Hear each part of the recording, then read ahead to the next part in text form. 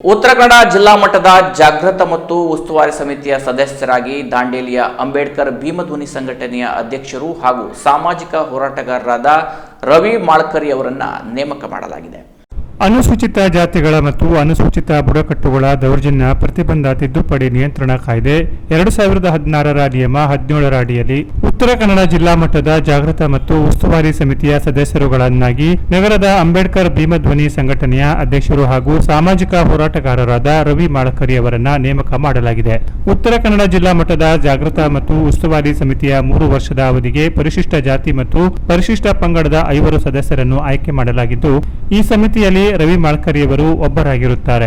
ಈ ಸಮಿತಿಯ ಜಿಲ್ಲಾಧ್ಯಕ್ಷರಾಗಿ ಜಿಲ್ಲಾಧಿಕಾರಿಯವರು ಇರುತ್ತಾರೆ. ರವಿ ಮಾಳ್ಕರಿ ಅವರು ಸಾಮಾಜಿಕ ಶೈಕ್ಷಣಿಕ ಕಾರ್ಯ ಚಟುವಟಿಕೆಗಳಲ್ಲಿ ಸದಾ ಸಕ್ರಿಯರಾಗಿ ತಮ್ಮನ್ನು ತಾವು ತೊಡಗಿಸಿಕೊಂಡಿರುವುದನ್ನು ಇಲ್ಲಿ ಸ್ಮರಿಸಬಹುದು. ಉತ್ತರ ಕನ್ನಡ ಜಿಲ್ಲಾ ಮಟ್ಟದ ಜಾಗೃತ ಮತ್ತು ಉಸ್ತುವಾರಿ ಸಮಿತಿ ಸದಸ್ಯರಾಗಿ ಆಯ್ಕೆಯಾಗಿರುವ ರವಿ ಮಾಳ್ಕರಿಯವರು ಆಯ್ಕೆಯಾಗಿದ್ದಕ್ಕೆ ಹಲವು ಗಣ್ಯರು ಹರ್ಷ ವ್ಯಕ್ತಪಡಿಸಿದ್ದಾರೆ.